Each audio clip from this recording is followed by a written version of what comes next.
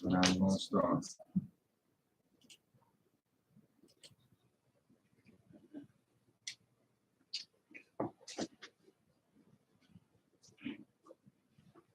She could have stayed in here. She's doing a Zoom call. Oh, Yeah, Zoom. okay. Gotcha. Testing 1, 2. 1, 2, 1, 2. All right. Try not to bang on the table, and when the hand taps come on, D, you're on. Okay.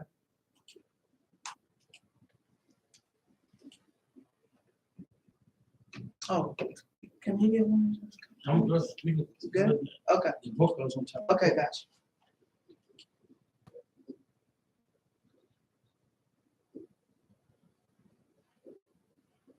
I should go live on IG. I'm not going to. Oh, shit, sorry. I told you we share. Sorry. The countdown is happening. It's on 5, 4, 3. So when the hand claps. How you doing? This is Coach D from Code 31 Media TV Podcast. This is episode number 7. And y'all already know how we do it. It's Code 31. And I got a very special guest. Introduce yourself, young man. Yeah, me.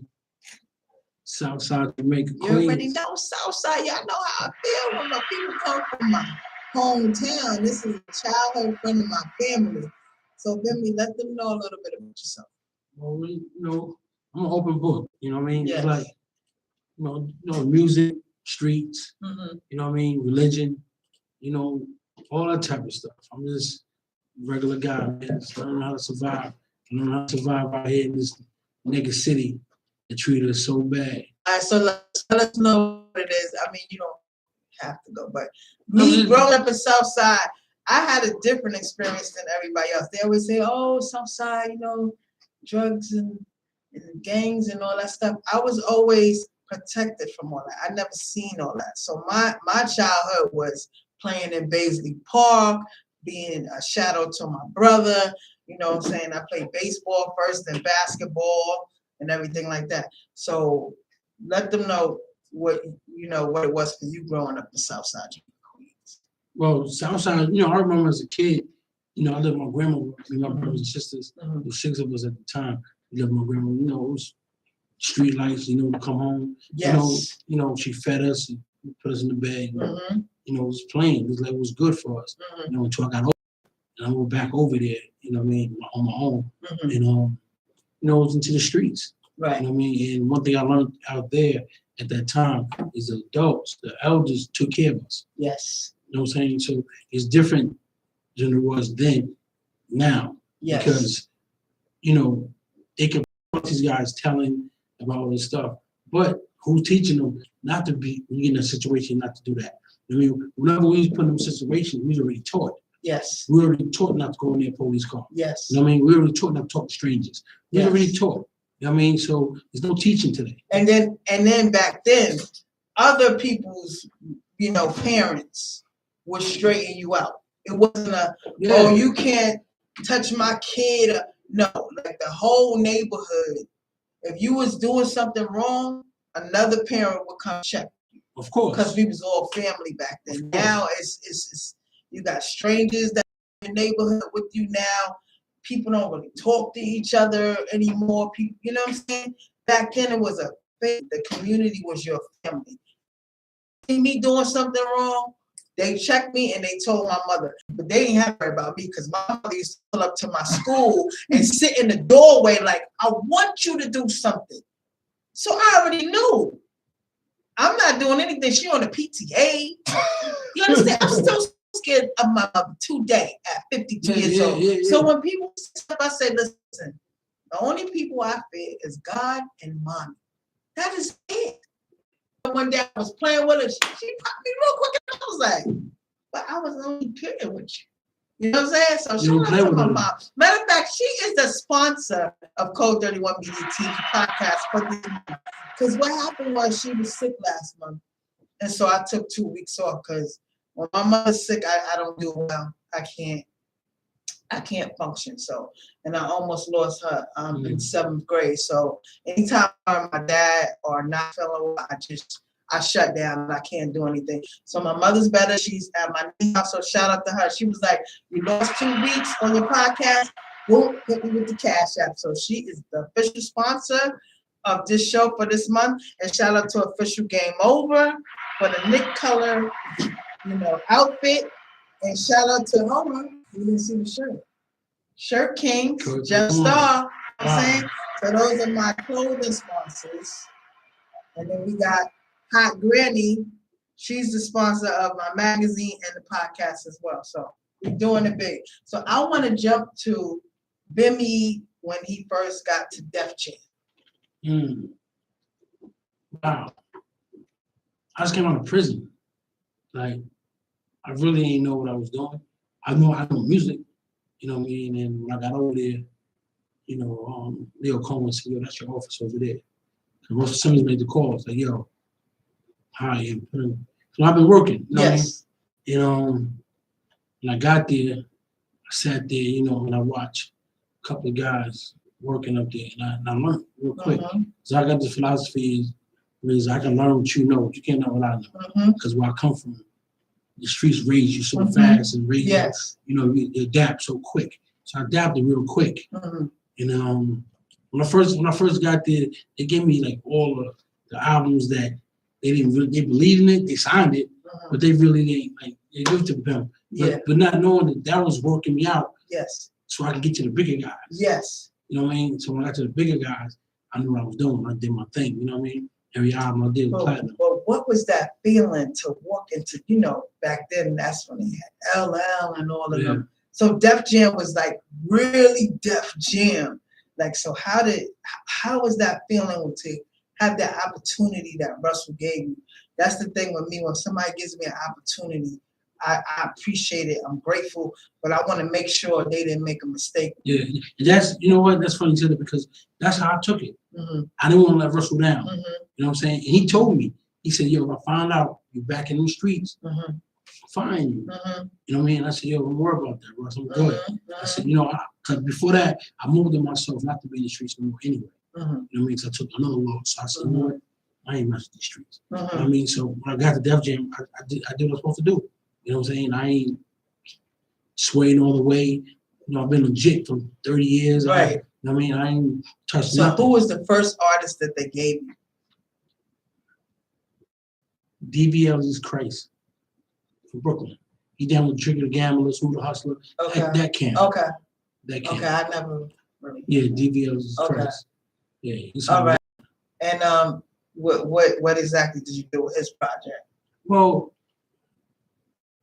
get producers, put input in the album, give him ideas. You know what I'm saying? He wrote his own stuff. He wrote insane. You know what I'm saying? So I had to give him that input. But just every morning, wake him up, before you go to bed, we kick it, we talk about the album, talk about concepts, just shaping the album all together.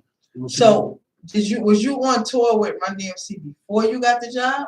Yeah. At Def Jam? Yeah. So how was that experience being on the road with them? I felt like I was like the fourth member. LL Cool J teamed that, he called me the fourth member. You know what I mean? Because time autographs were like, I just put Baby up Run DMC. Right. You know what I'm saying? Yeah. So we come to town, I have my fedora on, you know what I'm saying? Got Adidas on, no laces. Right. You know what I mean? And I'm coming through, and they was like, "Yo, Run DMC here." You know what I mean? And then me and Jay, and Hurricane, we always go out. Right. So we was never like D or Run. They'll stay in, but we go out. Right. You know what I mean? Jay, he want to go to the hoods. He want to experience everything. So we doing all that. You know what I mean? So when you was on tour with them, was there any artists that you met that you was like, "Oh snap, I met"? I was on my peak when I was in the streets. So I really didn't care. That. Right. You know what I mean? I wasn't into that. You know what I mean? But damn, we ain't nobody. Matter of fact, we're Vanessa Williams. She's not Vanessa Williams. Vanessa Williams. She just won Miss America. And she just won Miss America. And but then I saw her face. It wasn't like she had like blemishes. Like, Okay, you didn't see her. You saw her in her as In a her real gown. face, and In you her were just gown. like, okay, wait. Yeah. I'm like, You don't nah, look like you look nah. on TV. That's how I feel. I found out all that stuff on Oh, TV. okay, You know what I mean? okay. On TV. Now, after the first artist, who did they let you work with? Trigger the Gambler. Trigger, and then who after that? Is there somebody you work with that you like had like a big impact on that album that going through? All of them. Okay. Slick Rick. Okay. You know what I mean? I started Foxy's album. Okay. You know what I mean? And then jumped off and gave me Dub C from the West Coast down with Ice Cube. You know. And how was it working with the West Coast artists? How was it working with the West Coast artists? You know, their lingo was different than ours. Mm-hmm. You know what I'm saying? And their flows is different than ours. Okay. So, you know, you had to learn, just like with Slick Rick, working with Slick Rick, Mm-hmm. he tells a story, but he tells them in different voices. Yeah. So he might say it in his child voice, they go to the man's voice. Right. And I'm like, what was that? What was Right. that? Right. Like, you heard children's story. Yes. You know what I mean? Like he just, you know what I mean? Phenomenal. Listen, shout out to Slick Rick. Yeah. I interviewed him at the Video Music Box documentary, right? So his wife literally Mandy gave me 30 seconds to interview her husband. 30 seconds. Unheard of. And I did it. Listen, I did it. So shout out to his wife. Shout out to Slick Rick. It was the only one I didn't interview that night was Nas. Oh wow. You're gonna have to talk to him because I need him. Now I don't need an interview. Just say it's code 37. You know, we're from Queens and it's code 31. You know what's crazy? Me, we just here and I spoke to Bobby Brown. Yes. And I was the phone cut off. I brought the pass to you. Yes. And through that assist. You know what I mean? No, we're gonna assist that after we leave here. Because if you let me talk to Bobby Brown, and you know what I'm saying, like I said, I want to cover that event at the UBS Arena with New Edition and Guy and I forgot it's New Edition, Guy. What is it? April. I need to cover that, and I need to meet Bobby. Listen, I already met Method Man, okay, and I'm probably gonna meet him again. And if I can meet Bobby. Y'all can have this media thing. I'm good. My bucket list is over. But today was your day. I know. But just service. It's still my day. Because when we leave out of here, we're going to go out in the hall and we're going to call him again. Okay? And we're going to get that on video that y'all see me talking to my favorite Bobby. Let me hear it. Oh, you got to do it. Huh? You taped it. Yeah, I taped a little bit of it. I heard his voice. So, yeah, we going to put that when we wrap everything up. I'm gonna show y'all. He was because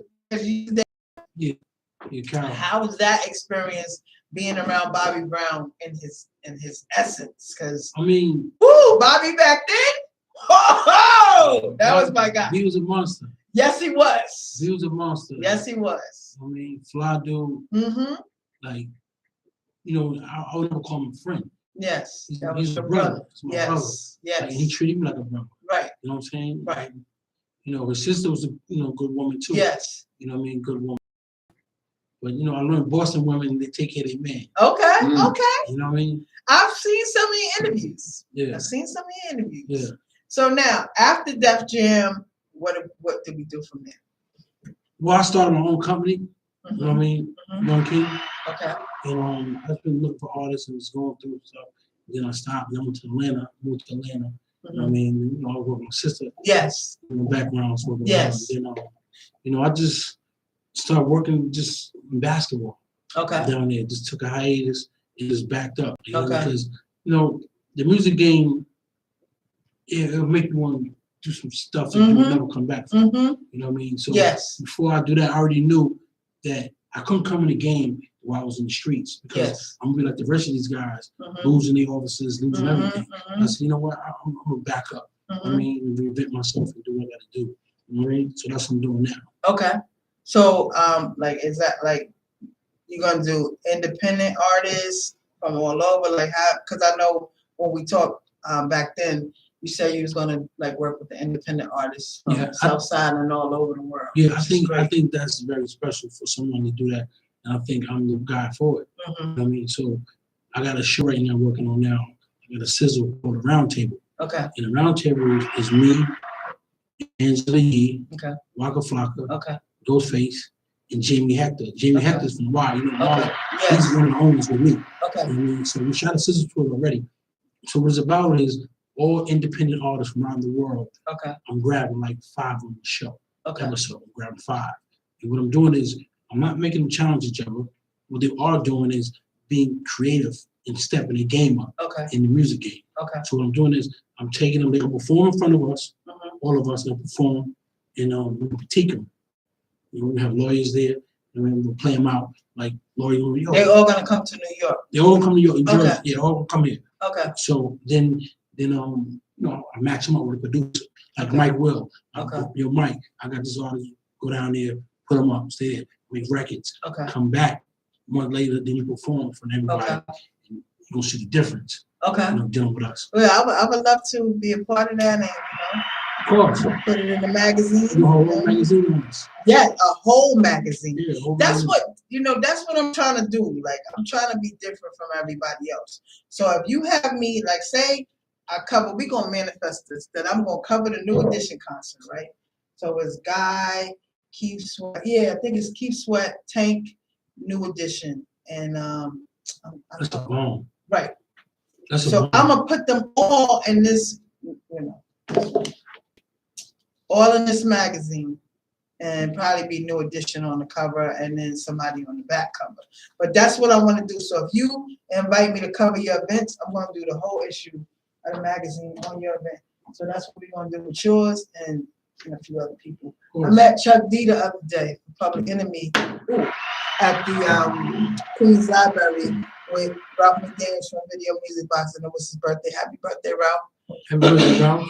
He actually sat me down in the Queens Library 5 years ago because, everybody wants to be a part of Video Music Box. And he was like, listen, you need to create your own platform, create your own lane, put the grind in and let them come to you. So that's what I've been doing. Mm-hmm. But so when I met Chuck the other day, he said, he was like this, I love this magazine. I was like, oh, I got that. You know what I'm saying? So now I'm gonna keep on looping that he loves the magazine, but he said, I want you to help me do my magazine. So Chuck D wants me to help him do his magazine. So we gonna do that. Yeah, Yes, it's a listen. Shout out to my brother, rest in peace to Mark Ellison. That's right. He used to tell me that he knew Roxanne Shante and Mikey D and Kid Creole and the list goes. And I was like, you lying.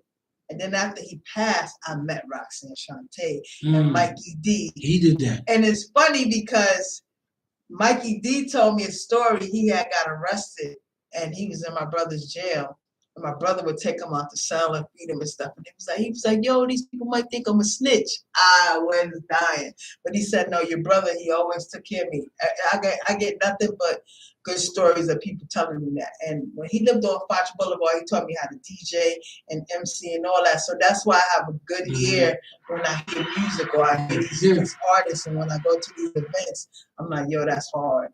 I like that. You know what I mean? And like, how she know about that? But like I said, I grew up with an older brother. He was 8 years older than me. And he said, if I hang with him, I got to do what he does. So he did music, he did sports. That's why with basketball, you really can't tell me anything. Yeah. Because since 12, he had me playing against grown men. And he was playing in I don't know if you remember, to take it to the hoop tournament. They lost the first day. He goes, forget this, I'm bringing my baby sister. His team goes, your baby sister. So I hit the 3-pointer, which was a 2-pointer to win the whole tournament. We jumping up down, and I said, Mark, don't do this to me no more. You got these cornballs on here. How we doing all the work and they get a trophy and a jacket? And he was just cracking up. So I thank God for my brother. I don't know. Like, if I grew up under my sister, I'd probably have 1 million kids, smoking, drinking. I love my sister. Rest in peace to her as well. But I just thank God that I was under my brother, because now I have the mentality like, no, you can't tell me what to do. And I mean, people may perceive it as I'm difficult. Why? Because I won't kiss your butt. I'm not going to sleep with you. I'm not worshiping no devil. I'm not doing none of that. I'm going to get it the right way. It's going to take me longer, but I'm going to get there. And I've been manifesting everything I want Yeah. to this day. So you got that show coming, but you was also on Hip Hop Homicide or something like that? No, Hip Hop Uncovered. Of Hip Hop Undercover? Uncovered. Uncovered. Yeah. Tell me about that. How Well, you got involved with that? Well, LL Cool J called me one day Okay. and said, "Yo, it's the director trying to contact because usually people will call him for me, him, Okay. me for him. Okay. Got Yo, you. yo, can you help? You know what I mean? Right. Like I'm his, no. Yeah. So he called me and said, "Someone's trying to contact with you." Mhm. I said, "Oh," he said, Rashidi. You know what I mean? I said, "I don't know." You know what I mean? So he said, "Oh, you want me to give me a number?" Or I said, "Hey, give it to him." Mhm. So Rashidi called me. He said, "Yo, we got this thing for you, Hip Hop Uncovered." And I said, "Explain it to me." And he started telling me, "Well, we want to tell the point of view from the hip hop world, from the bottom, Okay. like the creators, then from the rappers, because from the rappers you're not going to get the real story." Oh, yes. You know what I mean? Yes. So I said, "I like that concept. So who's in it?" He said, "Well, we got Big U right now. I'm working on Haitian Jack, but we need another female." I said, "Wow." I said, "Get my sister." You know what I mean? So Right. he said, "Give her a call." You know what I mean? I called us. I said, "Deb, get on the show with me." Boo. She's like, "Damn, they don't give us that much money. It's a documentary." I said, "Well, let's see what it is." So I asked them. They told me it was. It wasn't that money. It was some money, but it wasn't not for us. She said, "Nah." I said, "Yo, do that shit for me." Right. You know what I mean? I said, because what it's gonna do is gonna open the door for other things. Yes. You know what I mean? Forget the front money. It's other things. Yes. And then she said she agreed. And it definitely opened the door for. And see, that's the thing with you. That's the key thing. So many people is worried about, I gotta get my money. I gotta get my money. Instead of looking at it like, you know what? Like I look at it. I don't get paid for all these interviews you see with KRS-One and T.I. and all that. I got not one dime for that. But you know what? I got the priceless moments. When T.I. got booed at the Barclays, I was the first one to interview him. So I look at it like, you know what? I'm gonna put the grind and the money is gonna come. Always. And if people had that mindset and say, yo, let's build together, the money's gonna come and we're not worried about that. And I say to myself, you know what, as long as God keeps blessing me and pays, make sure my bills is paid and my family good and I'm healthy, I'm gonna keep doing this because like I said, I'm disabled. I have injuries to my shoulders, my neck. I got a torn knee right now that I'm having surgery in 2 weeks. I'm not letting that stop me. Yeah. So that was a great move that you Yeah, no question. One thing about hustling, when you chase the money, it runs from you. Yes. You know what I'm saying? You can't chase it. Yes. You know what I mean? It come to you. It's definitely gonna come to you. You know what I mean? So. But a lot of people have that mentality, like, nah, if I'm not getting paid for it, I'm not gonna do it, and you're gonna lose out on a big opportunity. Of course. It's like now, my foundation, it's called What If Foundation. I just teamed up with a company out of Nashville, and they building me a compound, 30 acres. Nice. And I'm taking kids from all across the world, unprivileged kids that's privileged, that want that, and all trades, music, TV, plumbing, financial literacy. Nice. You know what I'm saying? All type of trades that they need today to work instead of going to college. And I'm not saying college is wrong, because we all need that. I wish I said college, I play ball. Yes. But today's world, you need a trade. Yes. I mean, and most of these kids is not interested in school. Yes. They don't go to school. Yes. I be going to junior high school talking to students, and attendance is low. Yes. Kids don't want to go to school because nothing interested in them. Right.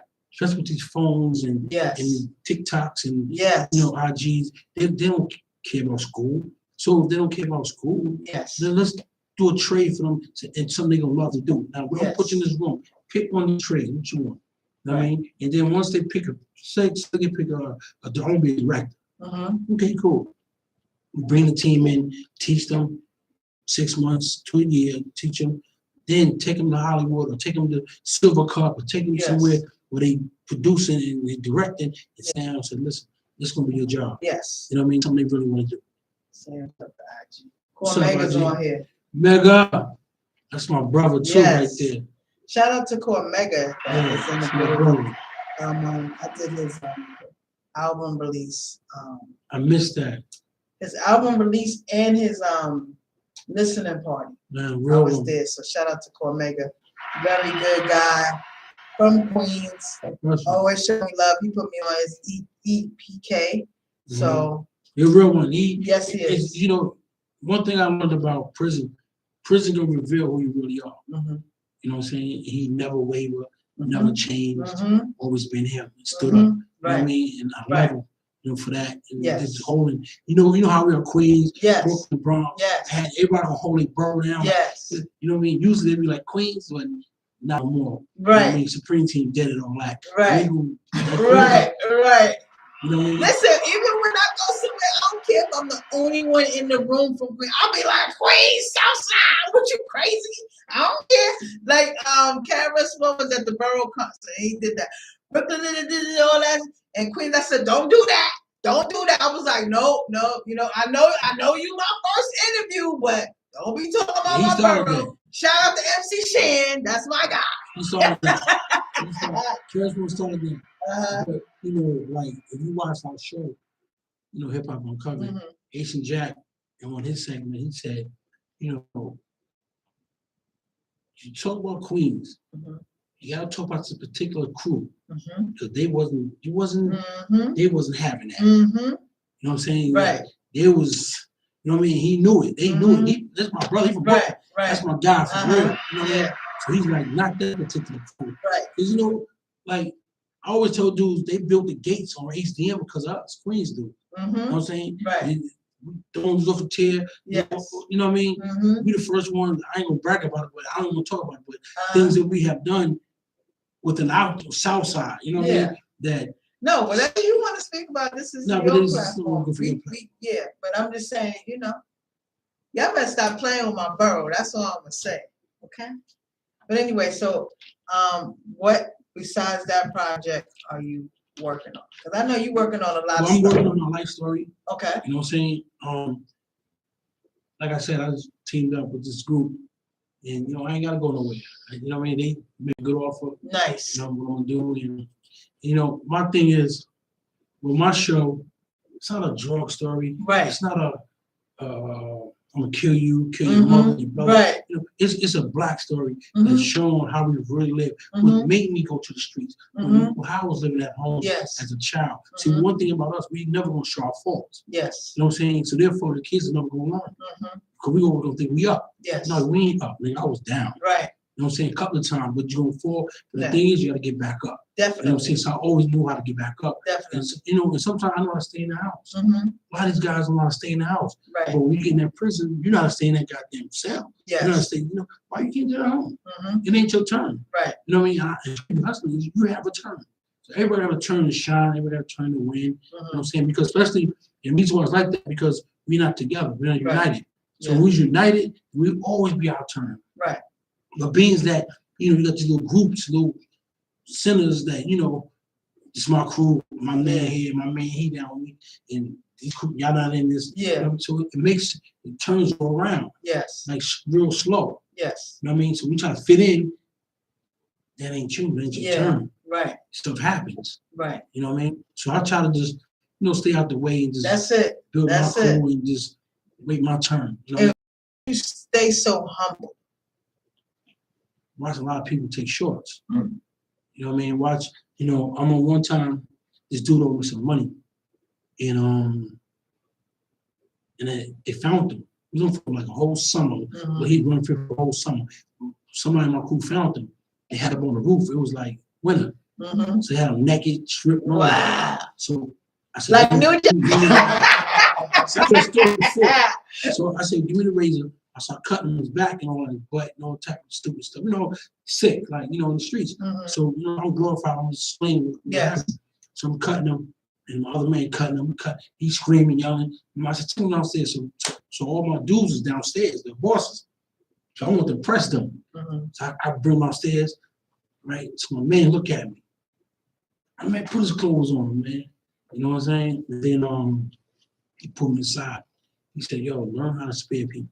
Because you never know, one day you gonna be spared. And I was like, you know what I'm saying? Yeah. Yeah, and I was like, right. So, you know, I learned to like spare people, and I learned to not, you know, try to harm or hurt people because, you know, sitting there watching a 5-year-old kid cry, because he sees his uncle or his father in the casket Yes. for being killed. You know what I mean? I'm sitting there watching this. I'm like, I don't like that pain. Like, you know, it's painful for me to watch that little 5-year-old cry.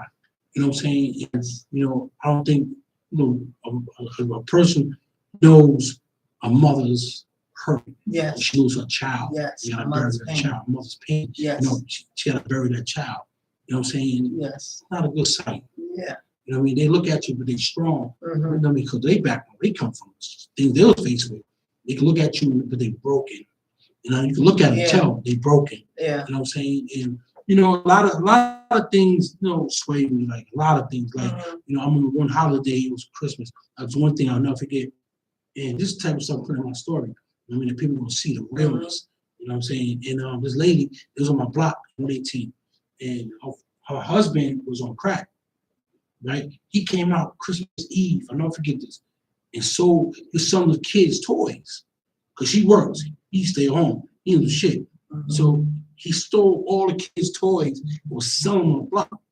I said, nah, let me get that. Right. So I bought the toys and I knocked on her night so the kids can have some toys in the morning. I knocked on her door and I bought her all the toys back. Yeah. And she looked at me like, crack dealer, like looking at me like, wow, I did something wrong. You know what I mean? That's like, crazy. I ain't doing nothing wrong. I can't help. You know what I mean? Yeah, that's crazy. And she gave me the craziest look. I can still see it now to this day. That like she fought me for it. You know what I mean? But this man in your house. Right. You know what I mean? You got to get him out of there. Right. That's crazy. That's crazy. You went and bought the toys back, and she looked at you. I mean, I stole the toys. That's unreal. Okay, so I know that you know my brother, and you said that your son played for my brother. Yeah. So give me a Mark Ellison story that we could tell. He didn't care if his parents did or not. He gonna go upside your head. Yes. You know what I'm saying? He didn't care. And if he played against me, he tried to tweet talking shit. You know what I'm saying? Yeah. Like you just told me something about what he did for your guy when he's in prison. Yeah. When I came through, Mikey D. Yeah, Mikey D. When I came through there, he did the same thing for me. You know what I mean? I guess he looked out for the people in his neighborhood that he knew. Definitely. You know what I mean? He looked out. You know what he would always say to his basketball kids? He would say, I'm Coach Mark here, but if you get arrested, I'm Officer Ellison. And it's a difference. And some of them got it, and some of them didn't. So when they got in there, he would lump them up a little bit, you know what I'm saying? Let them know the difference, but then he would take care of them. Make sure it was good. So. Mark will show you that hard love. Like, I mean, he'll show you that hard love. Even with the kids, I go to his game, I watch him. You know what I'm saying? He'll show that hard love. And, it hurted me because, like I said, when I opened my magazine, he came to my the opening for it. Yes. Like my launch party that I had. He did security for me. Yes.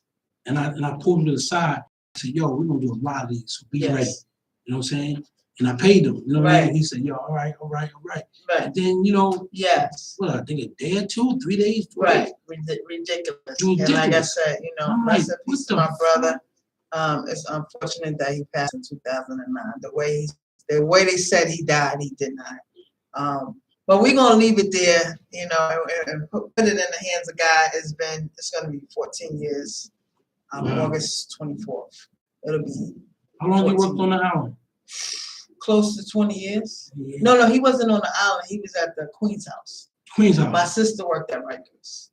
She actually got into it with Larry Davis. He threw feces on and threw a table on he did that to everybody. And she wasn't no good after that. So yeah, he threw feces on everybody. Yeah. So I tell people, like, my whole family is correction officers. Like my dad was, my sister, my brother.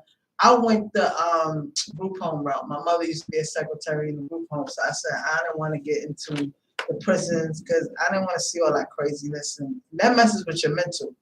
So I mean, even work with special ed kids and group homes and stuff. It's it's a little, but it's way different than being in the jail. So that's the route I took, and that's actually how I got hurt on my job. Breaking up a fight, the teacher got punched in the back of the head. So when I removed the kid, I tore my rotator cuff with nerve damage from the neck, elbow to the wrist. And it's crazy for 26 years. Yeah, but they waited 4 years. 3 weeks ago, I'm on arm. You did? Yeah, 3 weeks ago. I supposed to wear a sling. I ain't wearing it. So yeah, you should be wearing that sling. So I've had 2 surgeries already on the shoulder because they waited too long. and it's permanent damage, so it continues to tear. You know they got new technology where they don't cut it, they don't go in it. They use these robots. Really? Yeah, I just did it. I got not one mark. You said a robot? A robot. That's crazy. The doctor be on the thing and he send the thing in your home. Okay, that's You make 3 little holes. great. Yeah, I have incisions right here. I ain't got it. You can't see mine. Wow. Yo, I'm telling you. But how was your pain though? Oh, that hurt. And you here for me today. That means a lot. Yeah, You had surgery and you still came to be on my show. You see? I like painkiller. Okay, yeah, I don't like to take pain medicine either. Like I said, I'm about to have surgery on my knee in 2 weeks. I'm probably gonna come in here with crutches or a cane or something. I'm a limp in here because this show means that much to me that I want to keep bringing different people on here to show y'all Code 31 Media, TV podcast. We different. From Southside, you know what I mean? So I've always been looked at as the underdog, but I don't let that stop me from doing what I need to do. So yeah, I like the underdogs. I like being underdog. You know what I mean? Yes. Because then you won't take them for granted. Exactly. You know what I mean? You be straight up. So besides all that, when do you think you're gonna work on your life story? Well, I've been working on it. I got the script. Okay. You know what I mean? I've been working on it because, I was signed with 50. Yeah. You mean 50 was doing it? Shout out to 50. Shout out to 50. And this right here is a great. So you're not gonna do it with him now? Nah, because he don't partner up with nobody. Oh. You know what I mean? I found out he don't partner up with nobody. These people made a crazy offer to me. Okay. You know what I mean? And then the money is just right. Even my the foundation, opportunity. My foundation, the things I do. Yes. They feed 5 million kids a day. Nice. They do a lot of stuff in Africa, Asia. They go anywhere. You know what I'm saying? And I think that that's what I want to do. I really don't care about the TV or the music. That right there, me giving back like that and feeding these kids and putting them and doing the right thing. Yes. Because we have these false prophets running around here, and that's what's really messing us up. You know what I'm saying? Like you got these guys on their billionaires, but who you taking care of? Who you taking care of? Right. You know what I'm saying? It don't equal up. Like, right. There's a young lady in Chicago that's trying to raise $1 million for the homeless out there, and she's only raised over 100,000. But trying to raise money for the homeless. You gotta say the youth, man. You gotta, I'm not saying the youth, they never had a good chance. Right. You know what I'm saying? They don't have a good chance. They look at the internet, they look at TV, and dudes glorifying their friend. Right. You're not helping these kids. Yes. You're not really helping nobody. Right. Who you helping? You know what I'm saying? So end of the day, I feel that we lived our lives already. Yeah. And we came out that shit that they put us through, we lived it. You know what I mean? So now give it to them so they won't have to, live. You wonder why when they give them $1 million, a kid, he ain't listening to you. Mm-hmm. He got $1 million. Yes. What I'm listening to you for? Right. You got 100,000 in the bank. Right. I'm listening to you? Right. No. I got it all. Mm-hmm. So they tricked us and gave them all the money. Yes. You know what I'm saying? It's hard for an elder to get a real check. Mm-hmm. They make it look like you has been, you over. Yes. It ain't about you no more. Right. But it ain't really about the kids either. Right. You know what I mean? That's a trick. Okay. You know what I mean? To make them divided from us. Definitely. You know what I'm saying? So, we gotta wake up, man, really, really touch them. Right. If I get sponsors again, I might come out every time, man, and bring the Mark Ellison Cougars back. I think I might have to bring them back out and spank these male coaches in the tri-state area. That's it's crazy. That's one of the reasons why I walked away, because I was spanking them and they was getting mad and they was trying to take my kids. My brother had a saying. He would say, these coaches are like Christopher Columbus discovered America. Because, like I said, my brother would take kids that had no talent, nobody wanted them, and he made them into student athletes. And then here come these other coaches when he made them better, made them great, and they would come and try to convince them to go to their teams. And I would be pissed. I'm sitting there like... See what you just said just now? What you just said? That's what's going on in the world today. Mm-hmm. Your brother was out there when I was a kid, mm-hmm. doing the same thing he was doing mm-hmm. when he was older. Yes. You know what I'm saying? Yes. You got these people that's trying to do what he's done, mm-hmm. never been in the streets, mm-hmm. But taking this government money, grant money, taking all this money, if you're 50 years old, 48, whatever, you going in your 50s, you're not coming in them streets right now. Not today. Right.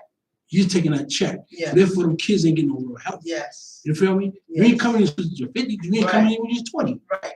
You wasn't out there when you was 19. Right. You wasn't out there when you was 30. So now all of a sudden you come out there when you're 50? Right. No, you grab a check and fucking them kids up. You know what I'm saying? Right. And give them a real chance. Right.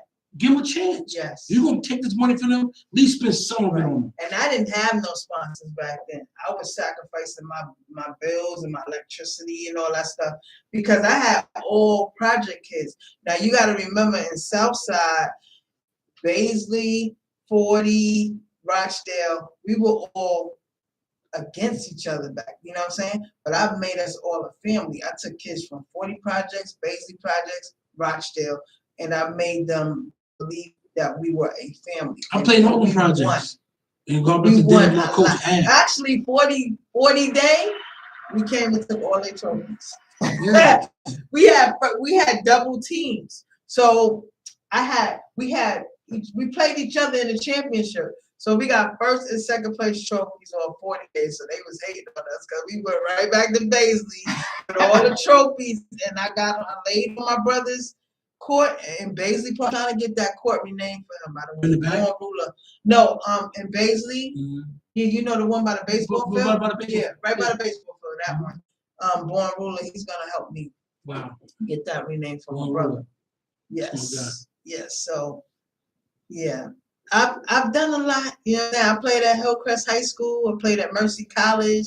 I actually played against August Martin. You know when they was like, yeah, he put a. But I played against all like when I tell you they was the dream team of girls basketball. It was UConn first. It was UConn first. But I still had like 25-30 against them. I did my thing, and then you could ask them in Baisley Park. I beat all of them 1-on-1. So 1-on-1, you ain't got no chance. But I didn't have a team. I didn't have a team like that. They were when I think they were nice. But you know what's crazy? Mr. Asher, he was my gym teacher at junior high school 238. He was my gym teacher. Right. He never coached us. He never coached the basketball team. Wow. Mr. Bloom did. Okay. He was a drug counselor. So I'm like, well, Mr. Asher was coaching the girls varsity in August Martin. So I'm like, why are you teaching us? Why are you coaching us? Right. He's a coach. Right. He gave me a block until he taped it around my hand so I could shoot my fingertips all the time. You know what I mean? So Mr. Asher told me to shoot. God bless him. God bless that man. Big tall, he's like 6'7". Yo, I remember when we used to play against August Martin, like they had a squad. Yeah, girls playing. Yeah, but you know, shout out to I didn't want to go to that school. I wanted to create my own legacy. And that's what I did at Hillcrest, and I did that. It's funny because when I went to Mercy College, 88 to 92, everybody used to say University of Texas.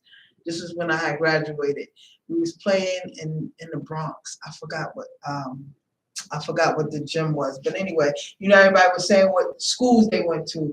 She was like, I went to Texas. This one I went to NYU. I was like, I went to Mercy. She was like, what's a Mercy? I think about Marvin Gaye. You know what I did, right, man? I started killing her. So then I see her a few years later, she goes, Mercy College.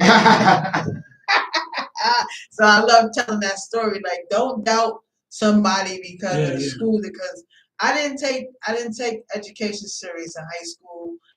I was like, I'm nice and bold. That's gonna take me. And back then, before that, you could do that. You got a third grade level, and they was gonna push you through if you had, the athletic talent. Yeah. But now, where Dame Lillard came from? Where Dame Lillard came from? Damian Lillard? Yeah. Oh, so, college. I forgot what college he went to. Yeah, 70. Oh, he's nice. He came from a small school. Yeah, he came from a small school. So, that's it. That's it.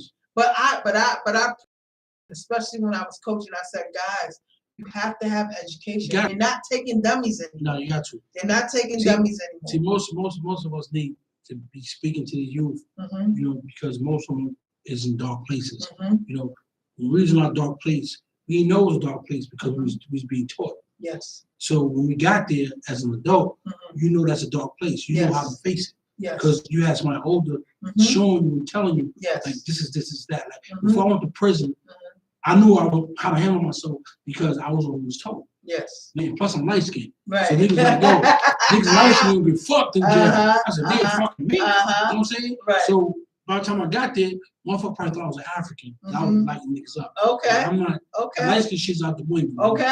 You know what I'm saying? No, not this one. Right. You know what I'm saying? I ain't with none of that. But we was taught youth as a youth from the elders, we listen to them. Yes. You know what I'm saying? We listen. So when you get in that dark spot, yes, you know, like, damn, shit's fucking. But you know what?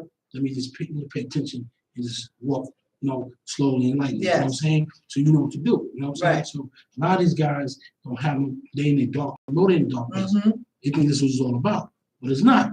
Somebody to show you, like, yo, bro, you ain't supposed to be there. Yes. Because this gonna carry this. Yes. You go outside and commit a murder. It's crazy. The thing with me is I try to, like, if somebody's like my kids, my basketball kids, they never been out of the projects and stuff. So I would take them to the Pro-Am tournament. Remember when I was there?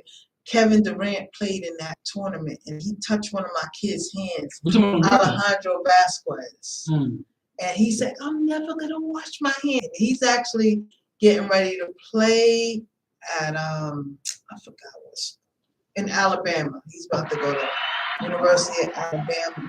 Not Alabama, but a school in Alabama. And he played for the Puerto Rican national team for the, I guess the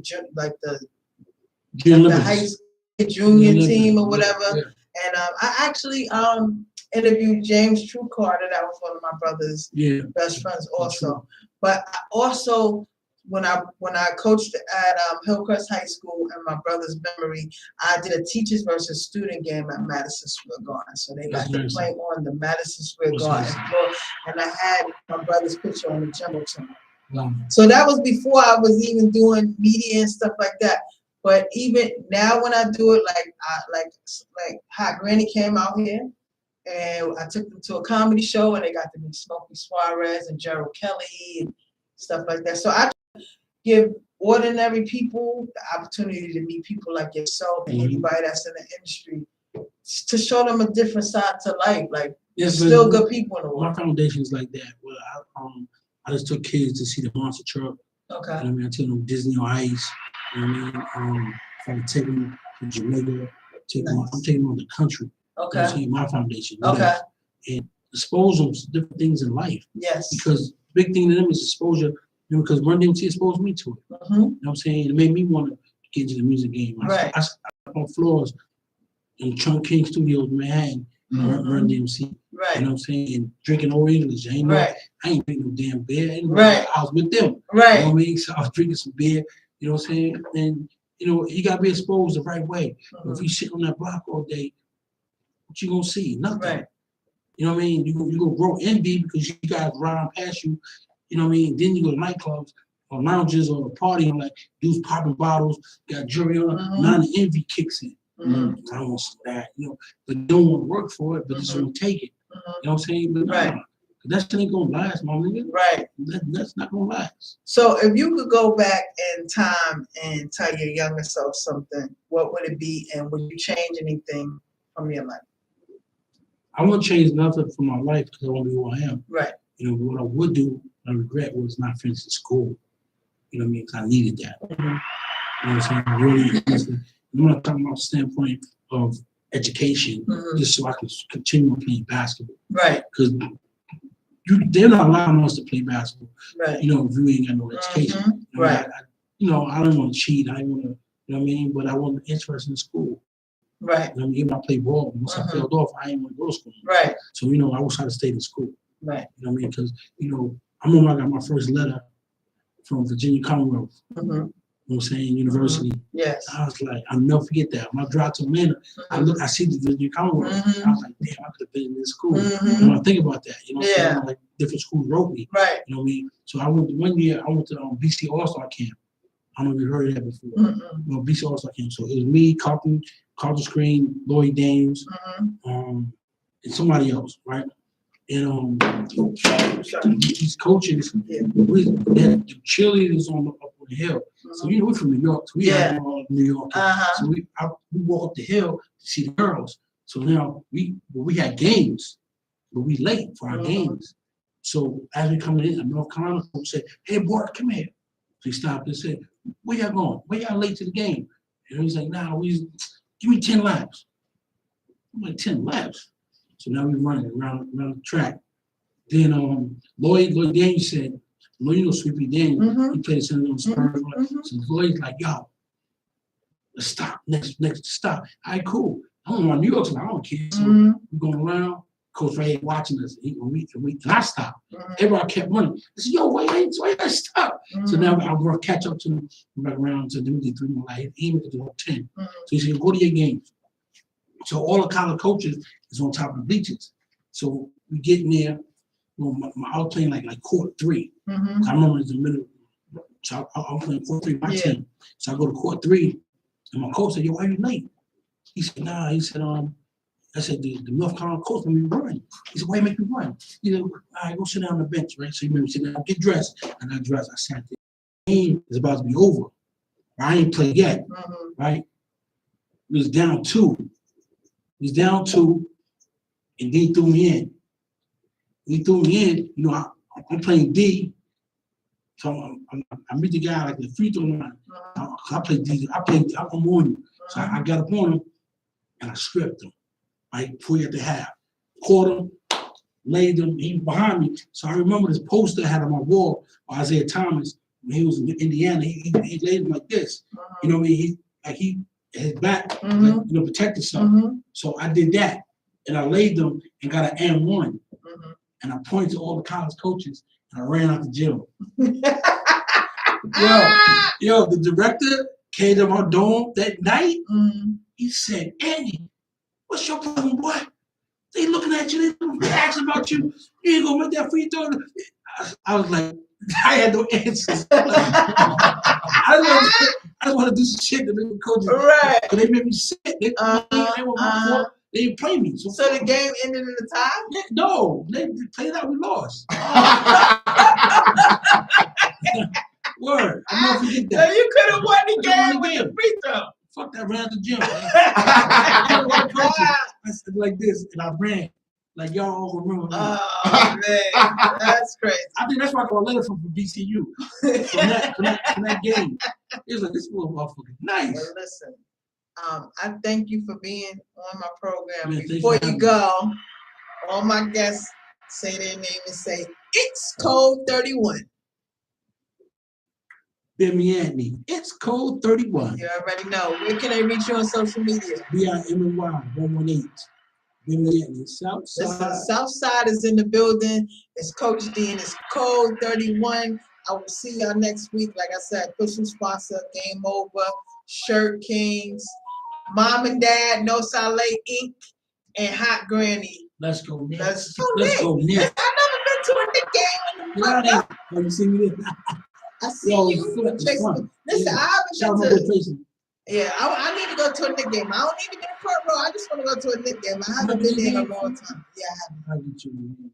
All right, y'all heard it first. And he gonna get me to talk to Bobby Brown, y'all. He already called earlier, so I know he's legit with it, like I said. Southside is in the building. Shout out to S.STREET Media. Shout out to everybody that loves Code 31. I'll see y'all next week. Code 31. Excellent episode. Excellent episode. Great episode.